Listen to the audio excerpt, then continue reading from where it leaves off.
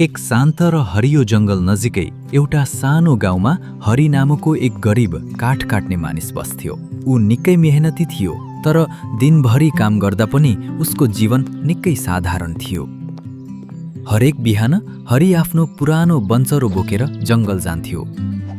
दिनभरि काठ काट्थ्यो अनि बेलुका थाकेको शरीर लिएर घर फर्किन्थ्यो।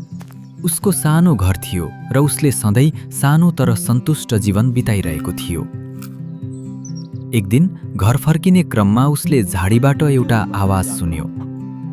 उसले नजिक गएर हेर्दा एउटा सानो पहेँलो कुखुरा एक्लै बसेको देख्यो।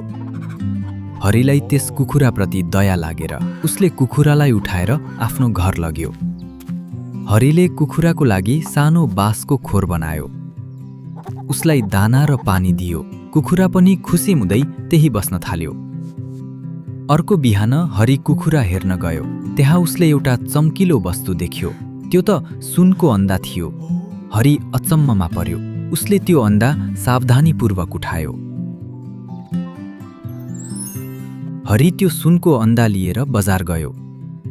बजारमा उसले त्यो अन्डा बेच्यो। बदलामा उसले राम्रो पैसा पायो। जीवनमा पहिलो पटक उसले यति धेरै पैसा कमाएको थियो। दिन बित्दै गयो। हरेक दिन कुखुराले एउटा सुनको अन्डा दिन्थ्यो। हरिको जीवन बिस्तारै राम्रो हुन थाल्यो। उसले आफ्नो घर मर्मत गर्यो, राम्रो खाना खान थाल्यो। तर ऊ अझै पनि सरल र नम्र नै थियो। एक रात हरि सुत्न सकेन। उसले सोच्न थाल्यो, यदि यसले दिनदिनै एउटा अन्डा दिन्छ भने यसको भित्र त धेरै अन्डा हुनुपर्छ। उसको मनमा लोभ बढ्न थाल्यो। अर्को दिन हरिले एउटा निर्णय गर्यो। उसले भन्यो, म सबै अन्डा एकैचोटि निकाल्छु। उसले चक्कु उठायो, तर जब उसले कुखुरालाई हेर्यो त्यसको भित्र केही पनि थिएन, न सुन न अन्डा। हरि स्तब्ध भयो।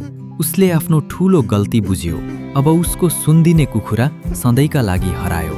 हरिले ढिलो आफ्नो गल्ती बुझ्यो। लोभले सधैँ राम्रो कुरा पनि नष्ट गर्छ।